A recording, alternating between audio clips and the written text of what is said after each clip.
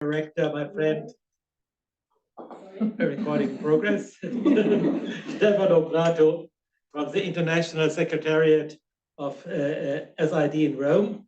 Thank you very much, dear Stefano, for coming to us, to Frankfurt from Rome. Today, Stefano will give us a guest lecture on the topic of reforming the international financial architecture from a development policy perspective. Later, Stefano will participate in our annual assembly, which is also taking place here at Frankfurt School. And then he will meet in the early evening with alumni of Frankfurt School here. So it's a tight program for you, Stefano, but we are very happy that you're here. In addition to being our global managing director, Stefano is also the editor of our quarterly journal Development.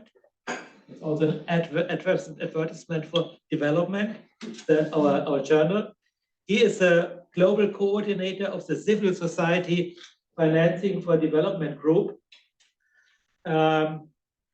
He is part of the editorial group of the annual Spotlight Report on Sustainable Development. And until August 2021, he was co-chair of the steering group as part of the high-level political forum on sustainable development. And he was an advisor on the high-level panel of eminent persons on the post-2015 development agenda convened by the United Nations Secretary General.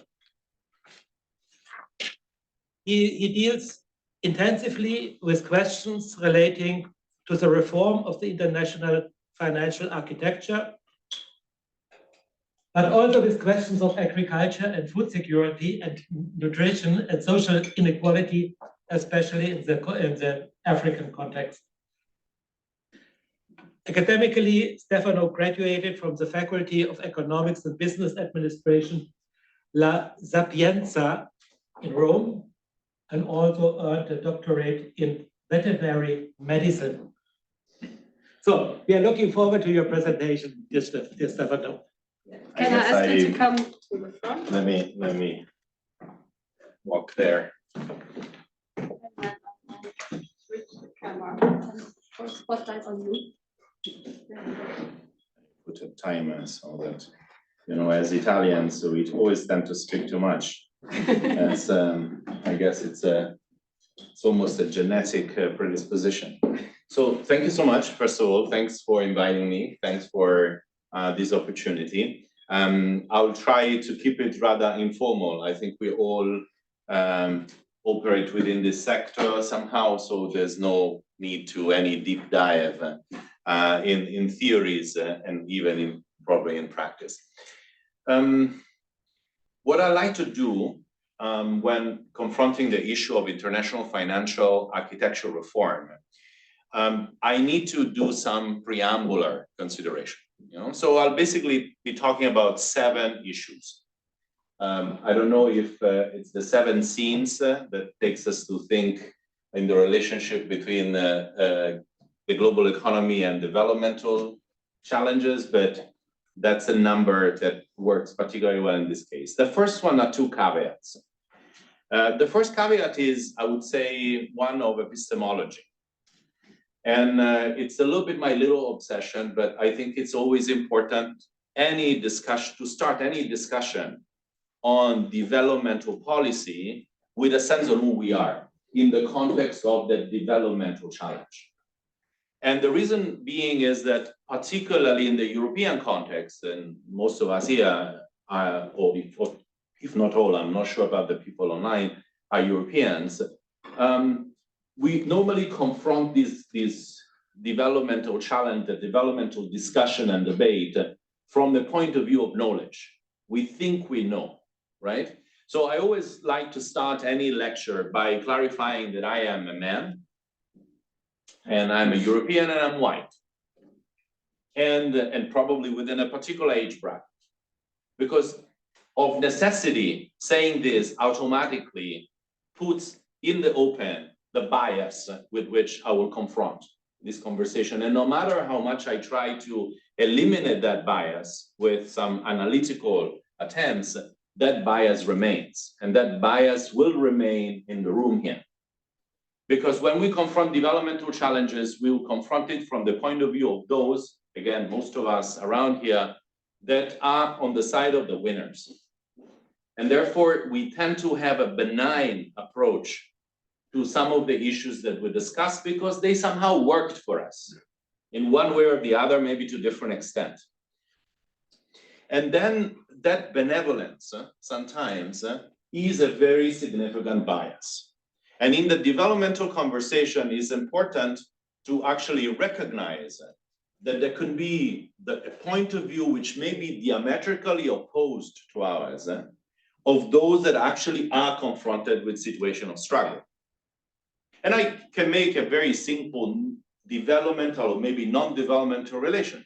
I can try my best to incorporate a gender analysis in my analysis and try to be aware as much as I can from the dynamics of patriarchy and the way in which our societies, as well as the developmental context, are influenced by that. But I am a man. I was born man. So I do not necessarily entirely understand and appreciate the challenge of confronting gender inequities and inequalities as much as I try to bridge it analytically.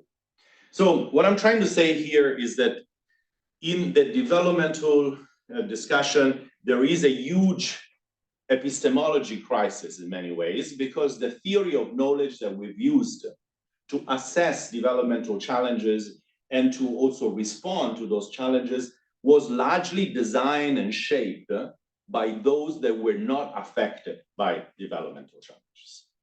It's probably a banal statement. You're all very familiar with it, but we tend to forget about it. And I want to rather put it up front. The other big challenge of epistemology is that I like to always think about what Thomas Kuhn always said. Science does not evolve towards truth. This is a sense that we have, right? That the more we are stuck with it and we deepen it, we get closer to truth. The reality is science tend to be framed by a paradigm. And there's a point in which the number of situations that that particular paradigm doesn't understand, is not able to explain, become so big to lead to a change in paradigm. And sometimes I have the feeling that within the developmental policy discussion, that's where we are getting close to. There's so many issues which simply fall outside of the way of thinking that dominated the past decades, that probably a change of paradigm is closer, because we can't explain them. That unorthodoxy, that somehow unconventional side, there are a number of phenomena that simply we cannot reconduce to the way in which we have been theorizing about developmental progress and developmental challenges. So that's my first point.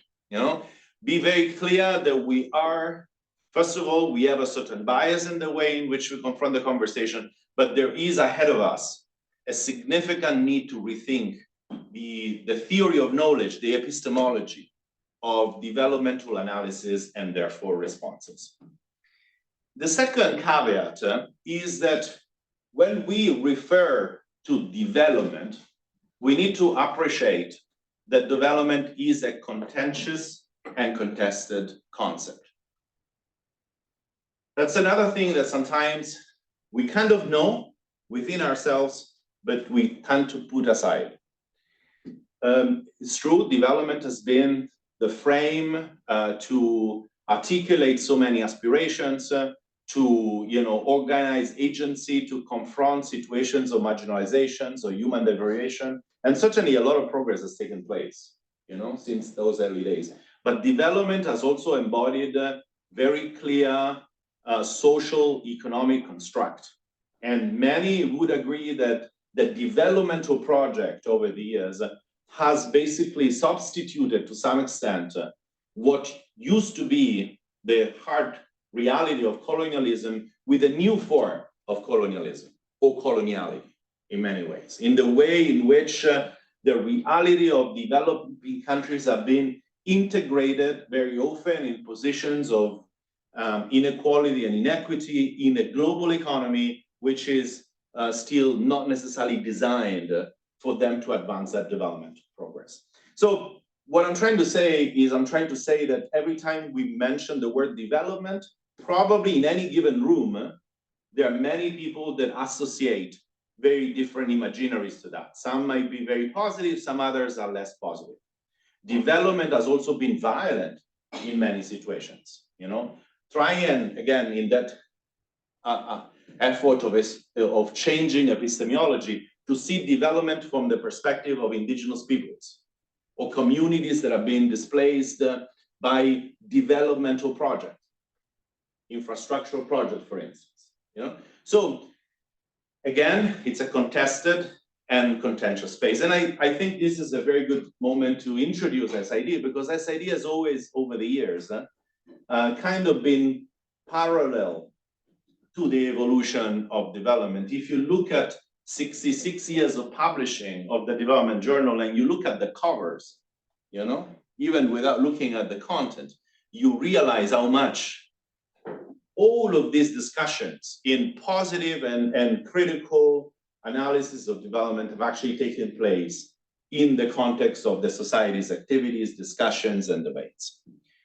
Now, beyond that, and the fact that therefore that poses a big challenge to an organization which is called Society for International Development, and a big challenge to a journal which is called Development. Because in many ways, it's really an open question whether we still have today such thing as a development agenda or a development community. If you think critically to the 2030 agenda for sustainable development, yeah, it has development all over, but within it, the pathos, the focus on an agenda for the developing world has in many ways lost a lot of steam, because we are so focused on global challenges, including the climate challenge, including the many other international global dimensions of that agenda, to forget that when we engage on those challenges, we engage on very, very uneven terms.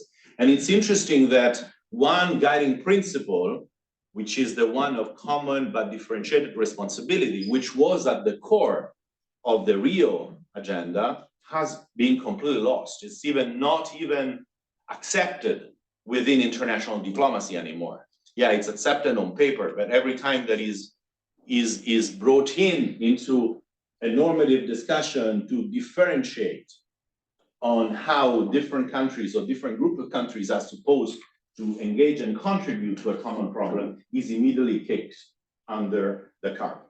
You know? So one could say that the developmental agenda today is very weak, because there is somehow this notion that every country is a developing country because none of us has achieved sustainable development. I don't think this is factually wrong, but you also understand that when you state it this way, you, in a sense, put in the same pocket Burundi and Germany, and with all due respect with Burundi. And the challenges, the starting point, are fundamentally different. So my second caveat is, when we're discussing policy changes in architectural reform for a developmental agenda, we need to recognize that today, what is exactly a developmental agenda is a big question mark. Because there isn't a clarity on what, in the way in which, let's say, in the age of the North-South discussion and divides, this was clearly at the center of the international policy agenda. So I think that's always important to somehow recognize and appreciate. Now, my third point, before getting into the meat of our discussion, is that it's also important to appreciate and characterize the global economy. I mean, when we're discussing about the international financial architecture reform, that means that we need to have a common understanding of the global economy, because otherwise we don't understand what we are reforming. And we need to have a common analysis of what situation that particular nature of the economy generates for developing countries. So let me try and explain from my viewpoint biased viewpoint, what I think the global economy means for the developing world. How do we characterize the global economy? There's been a moment in which we shifted from what you can call an international economy, in which you basically have local economies trading and engaging with others, with something that has really led to the creation of something else, which is not necessarily always in the inter-country space. It's something that has a life on its own, very unclear where physically, okay? Where you locate the global economy because it's somehow territorial, right? But there are three fundamental characteristics from a developmental angle that we need to consider. The first one is that the global economy is about delocalization. This fundamental principle is that your entire production, commercialization chain doesn't need to be in the same territorial context. Now, delocalization involves very particular challenges for developing countries, and in particular for countries that engage in the global economy with very low level of industrialization. And that's where I think we need to focus particularly on the African context.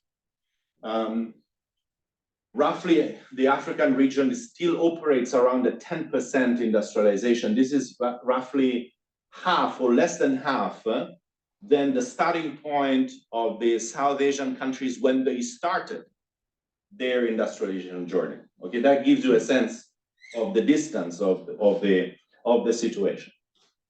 So delocalization for countries that actually were very, very low in productive capacity largely meant the establishment of a center-periphery model in which their primary role in the global economy is to provide commodities,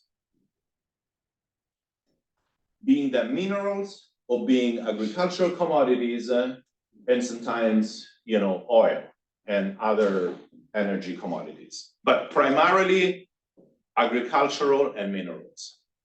Now, the implication of that specialization, literally what you can call a global division of labor, meant that all the primary sector has basically been primarily distorted and devoted towards exports.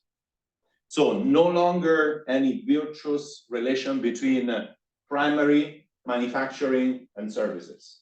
And that's where in many African countries, for instance, you had premature tertiarization and actually deindustrialization in some cases, mild, not massive, but deindustrialization. So delocalization meant a particular role in the global economy for developing countries, particularly resource-rich countries, and led into a trap, which is a commodity trap, a commodity dependence trap. And it's a dependence trap, and we've seen it during COVID, because even countries that were not experiencing a very significant health pandemic in terms of the impact of the pandemic on their territories, immediately went into the recession. Why? Because their economy are entirely linked to the pull factor of others.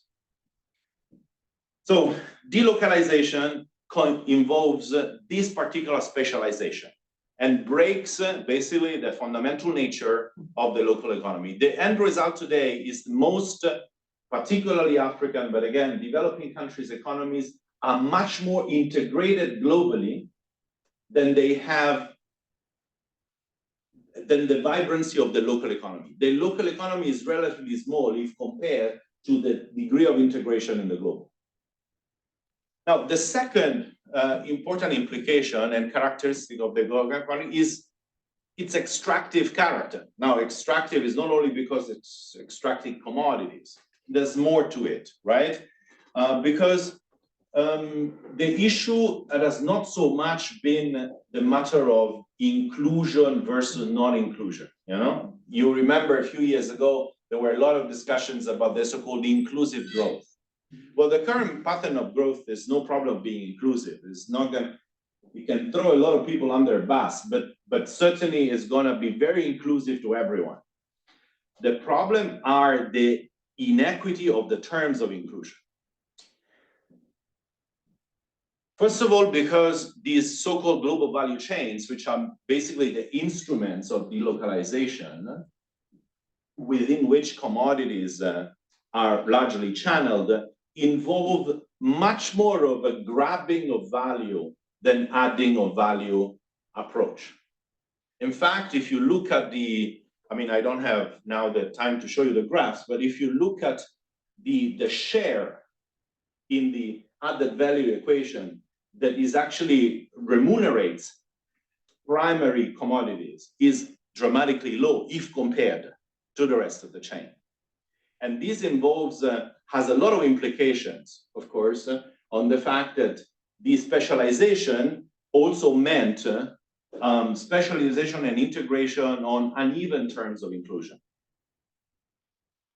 Now, in the African context, that has also meant that primary commodity focus also meant a lot of import dependency. But import dependency, simply because they're not producing anything. So they export primary commodities, but they need to import everything else. You know? And what that happens is when you have uneven terms of inclusion is that it's very difficult to confront import dependency for most products if literally what remunerates the primary sector is very, very small. Not even getting into economies of rent and other stories. But the other problem has been that what extraction really means is that the normal social contract between workers or generally within different economic agents was broken. Right? Normally, if you produce something you have and which is sold in the local market, you have every interest in a dynamic of wages that allows workers to purchase that product, right? Because if you don't, then simply you get trapped. But when you only operate for the global economy, that is not true. In fact, wage suppression is a critical element of international competitiveness.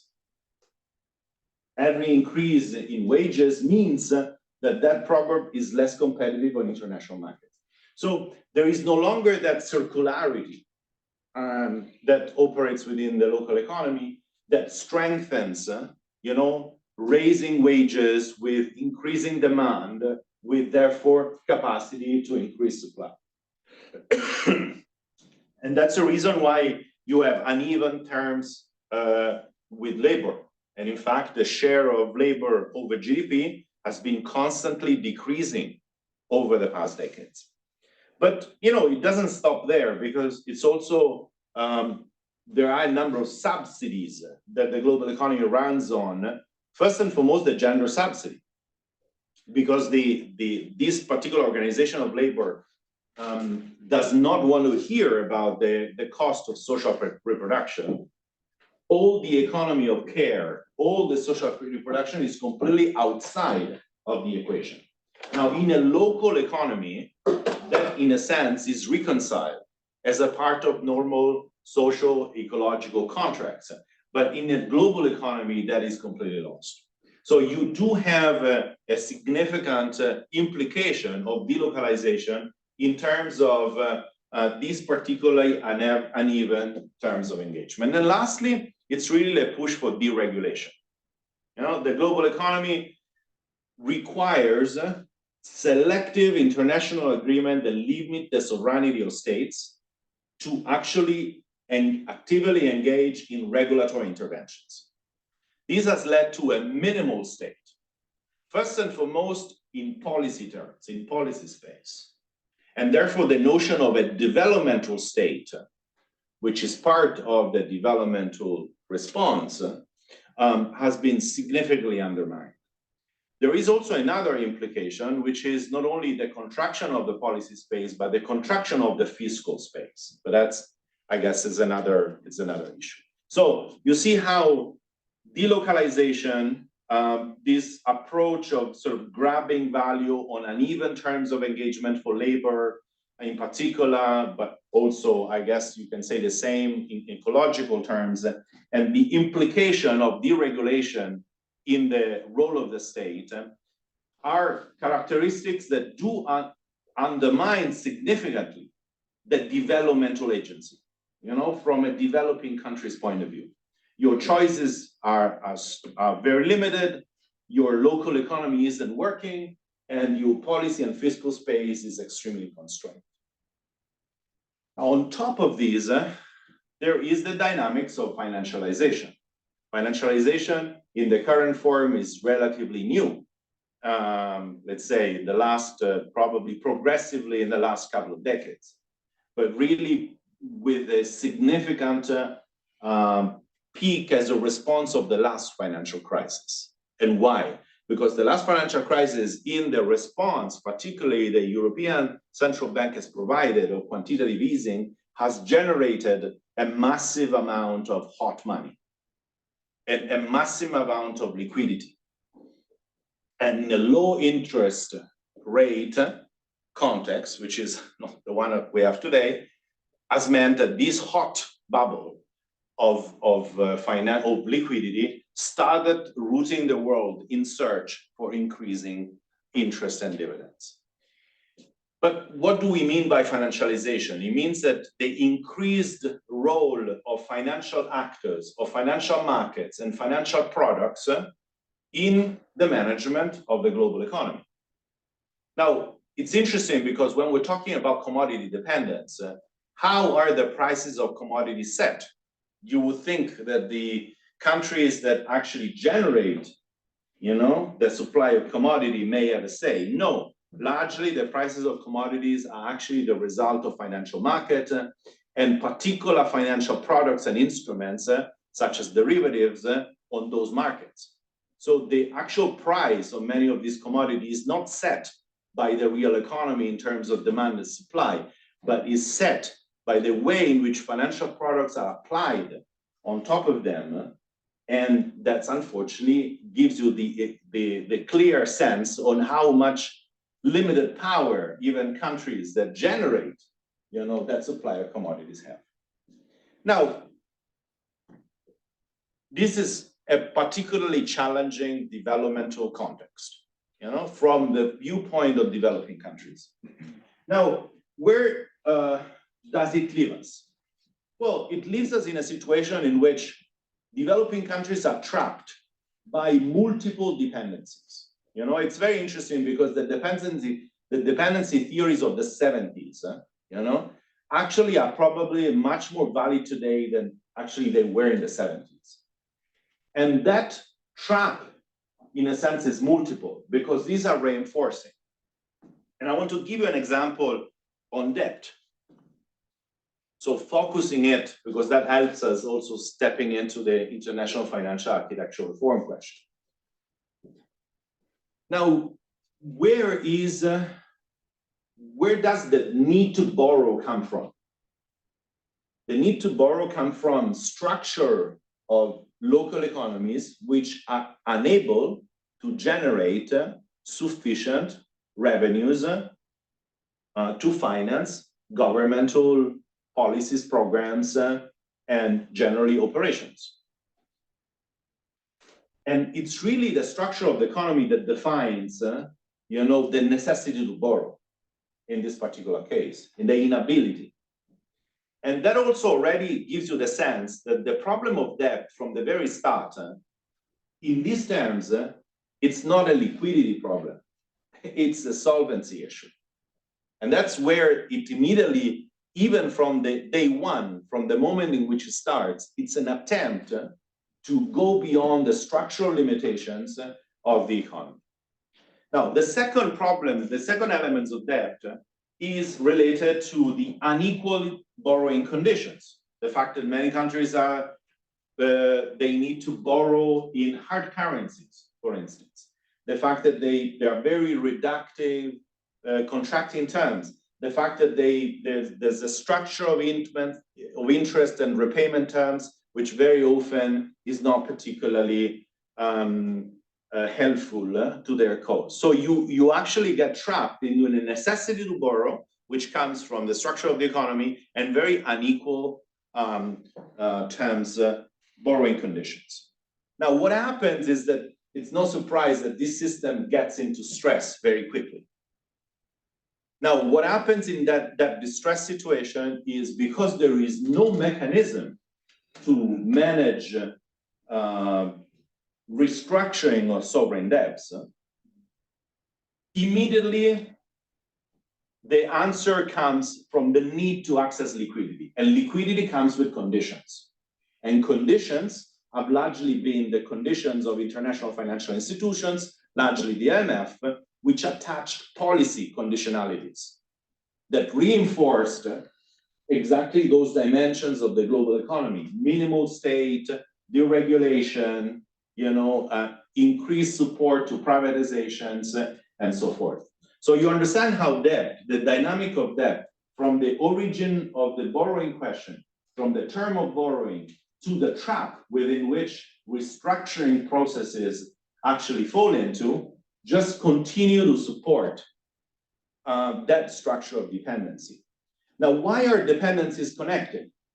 Can a country that is trapped into debt in a foreign currency, so needs to repay debt, can so easily say, well, you know what? I'm tired of commodity dependence. I'm gonna stop selling exports because I want to rather increase, the level of commodity-driven industrialization. Well, they can't, because they have a necessity of hard currencies to repay their debt in hard currencies. So you see how these things are linked one with the other, and in a multiple system of lock-ins. You can advance a little bit on one, but there's the other one that pulls you down immediately. This also means, and I conclude with this, that the structure of dependency also means that inequalities, these days we discussed a lot about inequalities, that inequalities within countries continue to be trapped by inequalities between countries. Because in this system of dependency, how can you really confront inequalities within? Well, you have so limited policy and political space to advance on the developmental agenda. So you see how commodity dependence, debt dependence, illicit financial flows, I didn't mention that, and very uneven terms of trade, all constitute a very complicated set of multiple dependencies. So let us get now on the issue of international financial architecture reform. Why is this important? Well,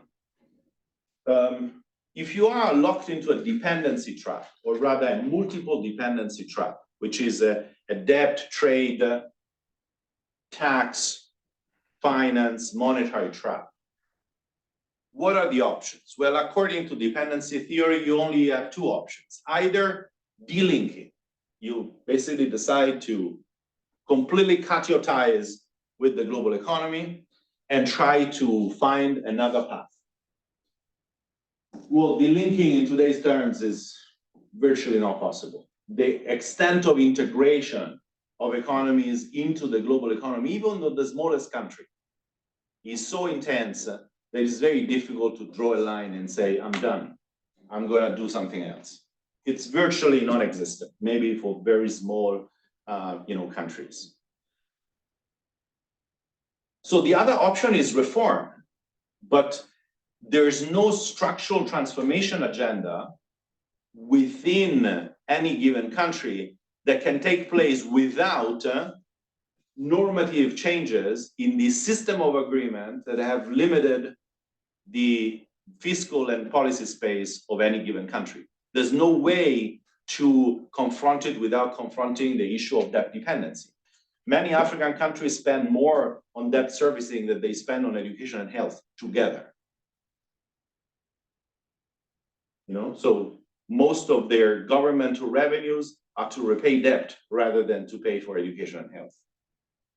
So how can you confront structural transformation. They are bound by international trade agreement that limit their policy space to engage in industrial policies, for instance, or maybe apply even temporary tariffs to protect infant industries in order to advance in industrialization. And those very same trade agreements are probably involved clauses of capital account liberalization. So you understand how the multiple tracks are coming together. So there's no way for countries to engage in a structural transformation path to change the structure of their economies without corresponding reform in international systems. That's where the international financial architecture comes into place. And what are its pillars? There are many, of course, but fundamentally there are three pillars. The first is the need for a new tax regime. You know very well that African countries in particular lose for illicit financial flows, mostly as a result of very, very smart profit shifting approaches by multinational corporations, more than what they get in international development assistance. You know? And that's clearly basically missed revenues that would be able to really strengthen the capacity of the fiscal space, the capacity of countries to advance in their developmental agenda. Now, so tax reform, the fact that we need a binding new tax regime globally is the first element of the international financial architecture. The second one is certainly a new normative framework on debt. Now, the problem of that is that it has very many different dimensions. First of all, that involves clear norms for responsible lending and borrowing. Secondly, clear norms for contract information disclosure and transparency. But most importantly, a sovereign debt workout mechanism that enables sovereign to restructure their debts with binding influence not only on sovereign debt, but also on private debt in a non-creditor dominated context. I'm going to elaborate a little bit on this because there are so many different things all packaged together. But it also requires a reform of credit rating systems in order to continue to allow countries which are going through that restructuring processes to continue access concessional finance on international markets. And of course, you probably need some state contingent instruments, like, for instance, in the case of calamities or, catastrophes or climate-related ones, for instance. It's very often the case, but it could also be for war, for conflict situations. So you see that all of these things are very difficult to just be done in the vacuum. You need a clear decision-making system for these things to be clearly regulated. And the third pillar is financial regulation. I think we wanted to fool ourselves after the last financial crisis that as a combination of the G20 and the Financial Stability Board, we're doing so much to regulate the financial system. The reality is that the asset management industry have grown exponentially from the last financial crisis. And the entire set of financial regulation is based on banking regulation, with the assumption that if you regulate bank and you regulate the interface with shadow banking or with asset management industry, then you are fine. Well, I don't even need to comment, right? We know precisely what has happened over the past years. In fact, the asset management industry, shadow banking has grown exponentially. The capacity to regulate the asset management industry through the banking interface is largely gone. Because banks themselves, in many contexts, also have become very blurred in the kind of portfolio that they maintain. So these are the three fundamental pillars: tax, debt, financial regulations. But there are two important issues to overimpose on all of this. The first one is that there's no financial architectural reform that can be successful without a change in the real economy. Let's go back to debt. You know, you can find the best, yes, yeah. You can find the best possible arrangement, a normative framework for debt. But what are the systemic determinants of debts? It's not the fact that you don't have a normative framework for it. It's the fact that the structural economy is not able to generate resources. So unless you change the structure of the economy, there's no point of having a solution to tax or to debt. What are you taxing if there's no evolution and transformation in the nature and form and structure of local economies? So that means that the pillar that is always left out of any international financial architecture discussion is trade. Without changes in trade system, in trade regimes that enables proper policy space for countries to advance in the structural transformation agenda, meaning adequate space for industrial policies, targeted policies and initiatives to tackle commodity dependence, and the elimination of investor-state dispute settlement mechanisms that limit policy space of many countries, is very difficult to advance any real transformation agenda. So that's the preambular consideration of international financial architecture reform. Now, we don't have time to get into the specifics of which tax reform, which debt reforms, or which financial regulation reforms. But to be honest, it's also not the point. Why? Because architecture means not changing policies, but changing the ecosystem of governance that decides over this. In each of these things, basically, these are all areas in which developed countries, as here, therefore, have pretended to decide for everyone else. Until a few months ago, there was a complete closure by European countries, OECD countries, in discussing tax reforms with the entire global community. The notion was that it was the OECD doing it, you know, and we'll do it for everyone because we have the expertise, we know what it is, and don't worry, it will be certainly in your favor. On debt is the same thing. Who was deciding over debt? The pool of creditors, you know, the Paris Club. On financial regulation, it's even better because it's financial sector itself. Because when you basically invest the Financial Stability Board with the attempt to financially regulate, you're basically asking the financial sector to self-regulate.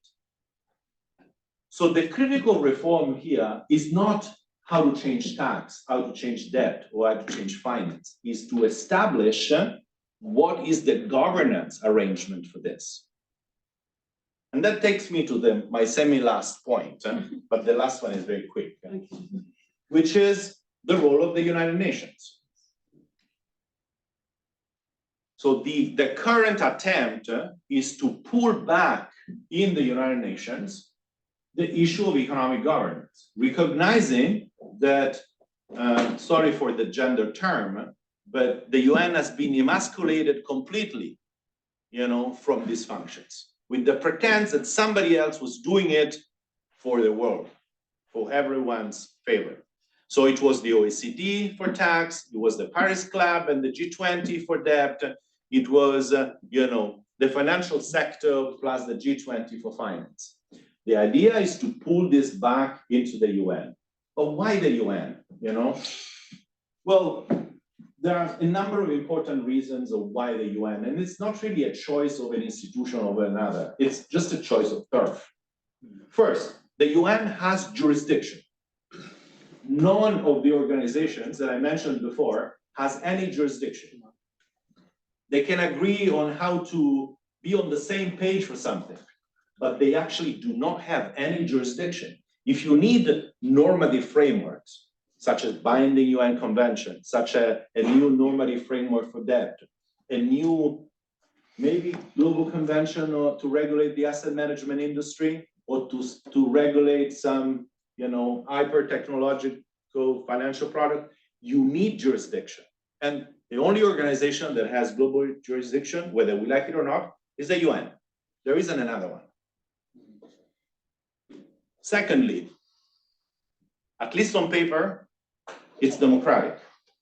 I say at least on paper because it's a global institution. It doesn't necessarily, it's not that it's immune from political economies, but at least it is democratic in character.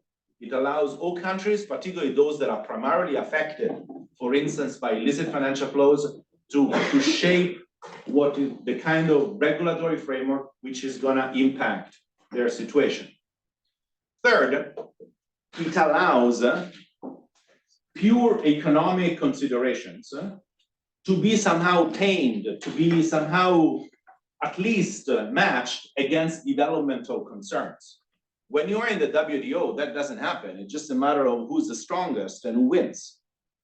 But at least in the UN, maybe at least on paper, you need to confront yourself with the developmental implication of whatever you decide. It's something that is part and parcel of what that space is about, and that doesn't happen. It doesn't happen in any other space, independently from jurisdiction. Fourth, you can connect dots. Why? Because we are looking at tax and debt and finance as if they are separate issues, but they are not. There's a very interconnected mix of agents. So you have to somehow be able to address this comprehensively into a coherent framework. And lastly, because we as civil society or as citizens organization can participate.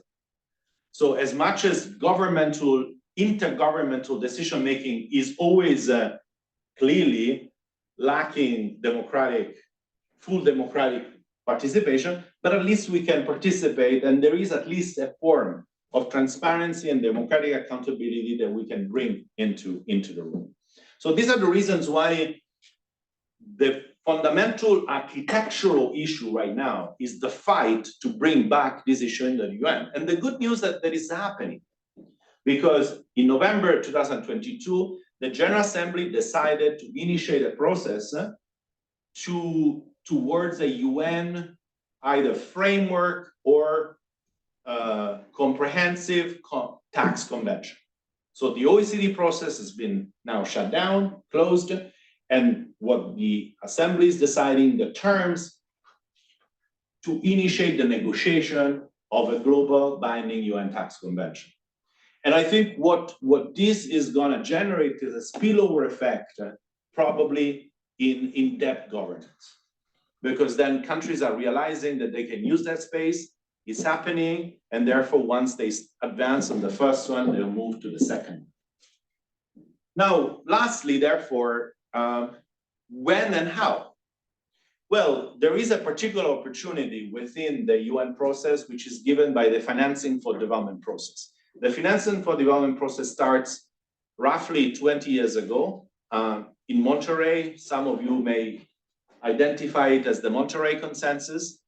It was basically at the very strong demand of developing countries as a way to confront the challenges of the developmental agendas of the 90s. The development agenda of the 90s has put a lot of responsibilities on developing countries because they needed to advance on this, and that. But how? So financing was not a very nicely picked terms because financing evoked the idea of money that pays for things. But in reality, what that agenda was, and still is today, was an agenda for comprehensive systemic reforms across all these pillars, from tax to trade, through finance and debt and systemic issues and more. The United Nations is about to formally decide that in 2025, there will be the 4th Financing for Development Conference.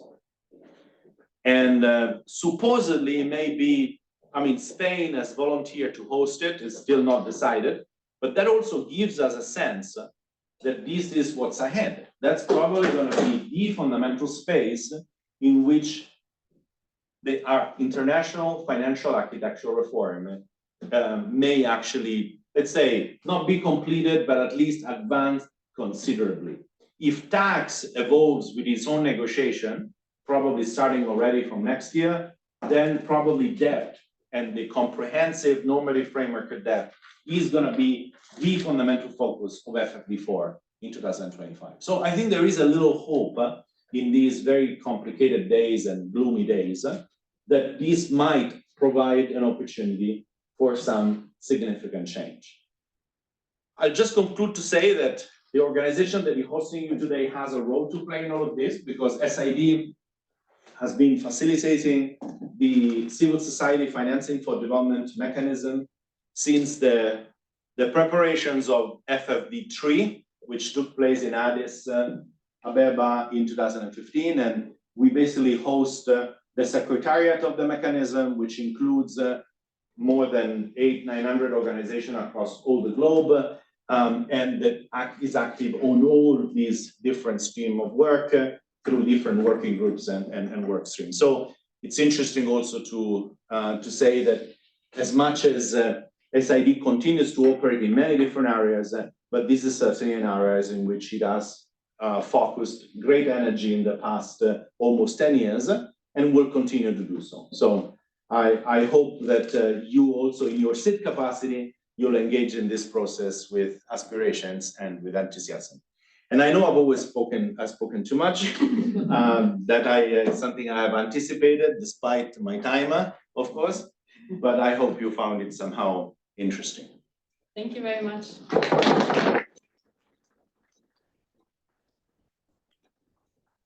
So there's still room for questions. Stefano will be here the whole afternoon. I know you all need to go back to work, but if you have a question now, it would be a good time. If not, yeah, go ahead. Maybe just your thoughts on, I think you touched on it, but the impact of something like geopolitics on these three frameworks. So looking at tax debt, the global financial structure, and I look at, for example, in Africa, I look at someone like China, the way that they use debt in many countries, in terms of confidentiality, seniority, no Paris Club clauses, things like that. How does geopolitics play a role in this? Very good question. Very good question, very difficult to answer. And probably there's probably no clear answer, because we've seen with everything which is happening these days, it's kind of somehow even difficult to understand where we will be tomorrow. My personal feeling, and I might be wrong, is that in this particular context, geopolitics, let me put it this way, before the events of the last 2 weeks, okay, I was quite convinced that geopolitics was playing in favor of all this. Why? Because for the first time in many years, the hegemonic position of the US mostly was somehow had to come to terms with a different context and a different situation. Developing countries have been quite annoyed in general why Ukraine became the most important thing for everyone, as if their issues, were not dramatic, were not urgent, and were not dramatic. It's a conflict that they couldn't relate to. Yet they've been requested to align, and they haven't aligned in most cases. So I think there has been a geopolitical context which could have facilitated this change. Even the UN tax decision. I mean, to be honest, we were also a civil society FFD mechanism even surprised. I mean, we were meeting for our annual coordination meeting 2 weeks before the General Assembly position. And I'll be very honest, we still were thinking that this decision to initiate a process for UN tax convention would never happen. No? And it happened 2 weeks later. Why did it happen? Because I think there was a very, very strong situation in which Europe could not say no to Africa once again. It was a very strong position of the Africa group saying, this is now what we want. You keep asking us things, including alignment in the geopolitical discussions within Russia and Ukraine, well, this is the one time we ask something. And Europe, even if they wanted probably to play down, but France in particular, could not say no. And now they're probably regretting. But what I'm saying is that in this situation, you have new opportunities because geopolitics doesn't work in one direction only. That means that every time that you demand, you can also request something.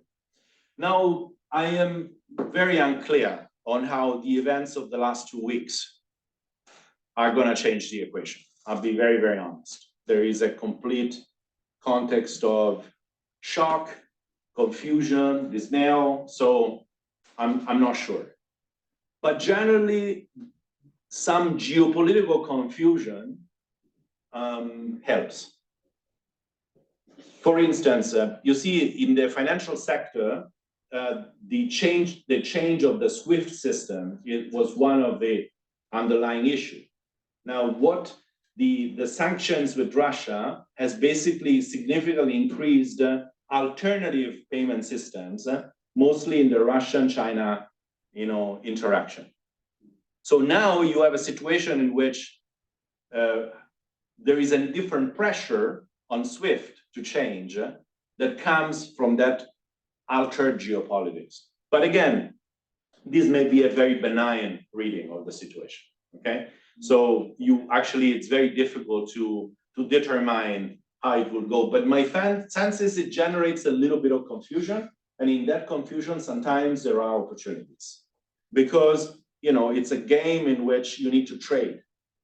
And if something is very important for some group of countries, then they're going to put it forward. The Africa group in the UN, both on tax and both on debt, is very determined. And it's delinked itself from the larger group of 77, means it has insulated itself from China. It's not in a situation in which it needs to move forward on that with the consent of China. So I think there are some interesting political dynamics at play. Yeah, I have two Sure. comments in the chat, and one is actually related to what you just said. So first, thank you, Stefano, for the presentation. I'm Rana from Indonesia. My question would be due to the lengthy crisis in Balkan, which now is added by another one in the Middle East. What are the immediate impacts that developing countries should pay more attention to and prepare of?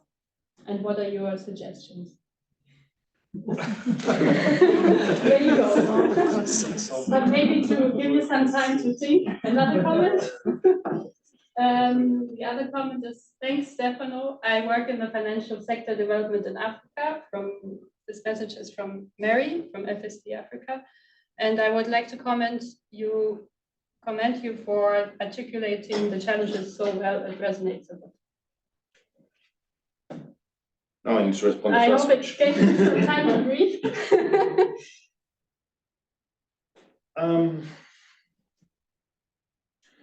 Again, I think maybe I'll comment on the Russian-Ukrainian war. It's really, I'm very unclear on how the last 2 weeks play out on the overall geopolitical context. And in terms of the Russia and Ukraine war, I think what is interesting is for countries, from developing countries, not to fall into the emergency trap. And this sounds strange, probably, right? But the way in which systemic reforms have always been kicked under the carpet was to use the short term to kick the long term to nowhere. And this is happening again. The idea of, these systemic reforms take time. This is a long-term issue, and therefore now we have confronted with the urgency, with the immediateness of the problem. And there's been a lot of this, like there's all machinery that tries to overemphasize the sense of crisis, the emergency, and therefore to eliminate, this call for more fundamental systemic reforms. And interesting, what is happening is in the short term, we are doing moves which are counter to those long-term reforms. For instance, in the way in which you know, the whole food crisis is exaggerated, you know, and it's exaggerated because it's yet another instrument to push for industrial agriculture, to reopen the issue on fertilizers and pesticides, because we have the urge of saving the world, which is not true, you know. So you see how the crisis is actually used to do the opposite of what we should be doing, you know, to move, for instance, to a more sustainable way of producing food, to eliminate chemical substances, you know, which are more ecological, adequate, and much more. So unfortunately, the crisis is always abused. And this is pretty much the situation. So the only comment I would make is not to fall into the emergency machinery and actually keep on, you know, really keeping the eyes on the ball on the systemic reform agenda. The systemic reform agenda is not long-term, it's systemic, but it's not long-term. It can actually happen now. And I think tax is generating a lot of spillover sentiments because people realize that it was just a matter of taking the decision to do it, you know? It has taken maybe 15 years to get to the point of taking that decision, but then they said, okay, so it was so simple, we just took it, you know? And therefore, really, that would be my main suggestion, not to fall into the emergency trap.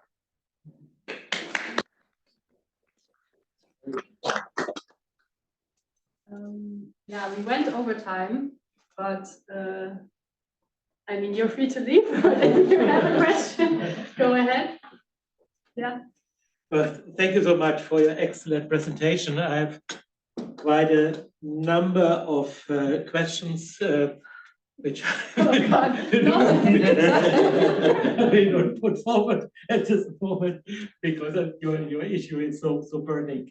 But at least one point I would be happy if you can clarify, and this is the relation UN OECD. You said the OECD process is in a way, I think you used the term shut down, and it's a stronger weight now to the UN. Very interesting point. Now I come to the long discussions for many years of corporate taxes, which was of course an OECD agenda. It was not easy to come to some results. Now, can you explain how is the situation now concerning this OECD process and what you have indicated with the reshifting to the United Nations itself? So the OECD process, I think, imploded itself because even the primary proponents of the key decisions are not ratifying those decisions. Primarily the US. So let's say the implosion of the OECD is purely self-made. You know, it's just not going forward because, first of all, you see, the OECD process started with the pretense that you can address something as important as tax with a technical solution. And these are profoundly political issues, you know? And of course, at some point, the technical solution started scaling down, and into a political process, which was really bizarre at best. You're trying to address illicit financial flows and the role of tax havens with tax havens in the room with veto power and with all the different jurisdiction of the UK being counted as different votes. I mean, it's just something that, you know, by no means could move forward. Now, the process is restarting. It doesn't mean that some of the work that has been done in the OECD is completely trashed, you know, but it certainly requires a much more comprehensive framework. Is it gonna be easy? No. It's gonna be very complicated because the problems and the political economy of that will still resurface, you know. The issue is that it is proper to discuss it in the assembly of all countries because they all need to sign up to it, and it's proper for it to be a binding convention among all. But I'm not saying it's going to be easy. It's not going to be an easy walk at all, okay? Actually, it will be a bloodshed, you know, and it's going to be a very, very complicated process. But the important issue is the governance principle. a governance principle, that this needs to be discussed as a political binding agreement among all countries, which is gonna bind them all once agreed upon. I'm not selling it as an easy process. I'm just suggesting that the democratic basis is paramount in moving forward on something as important as tax. So it's not saying, look, the OECD has failed, and now because we decided to do it in the UN, it's going to succeed. No. And ultimately, some of the problems will be the same.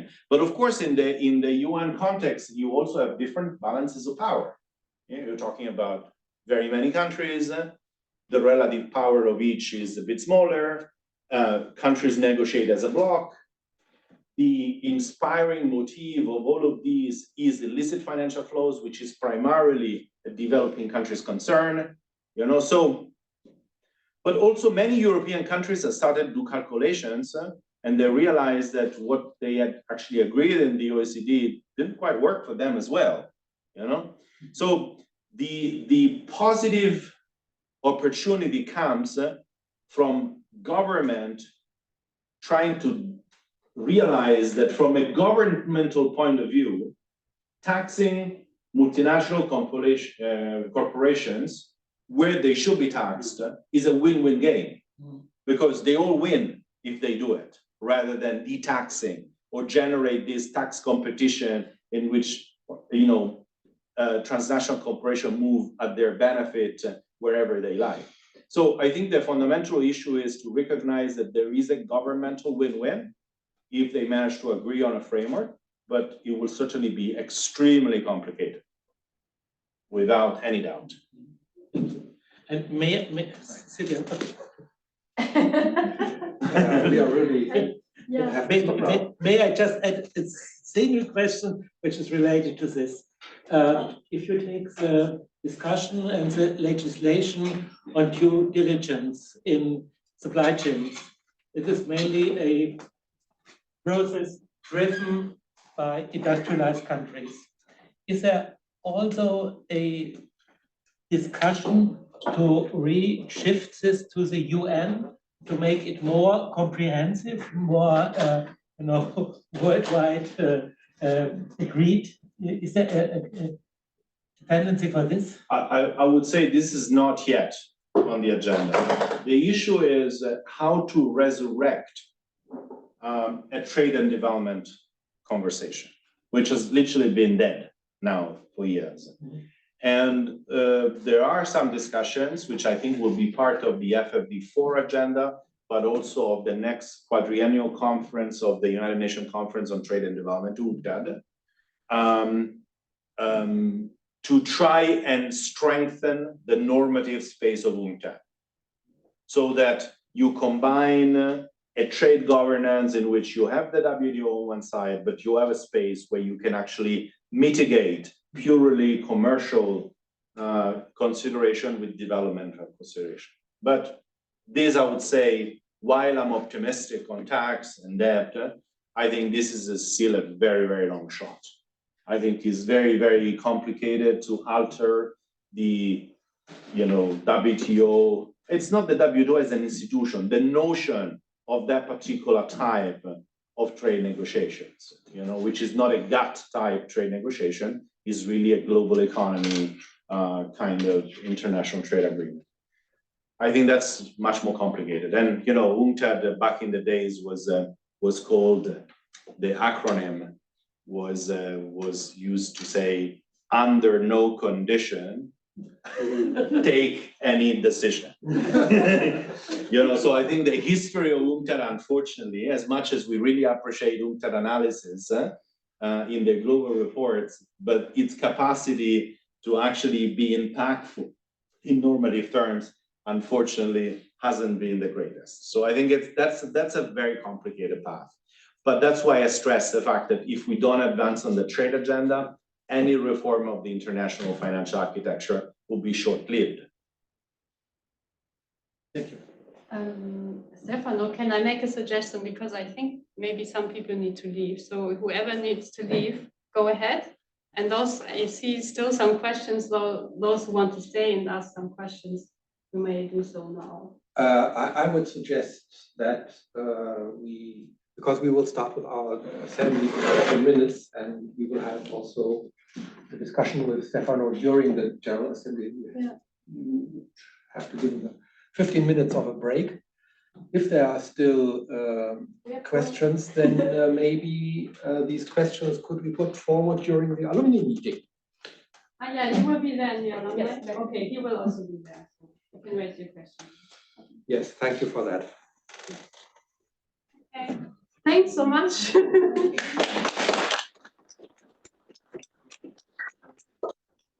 Thank you so much. And thanks for all those that followed online.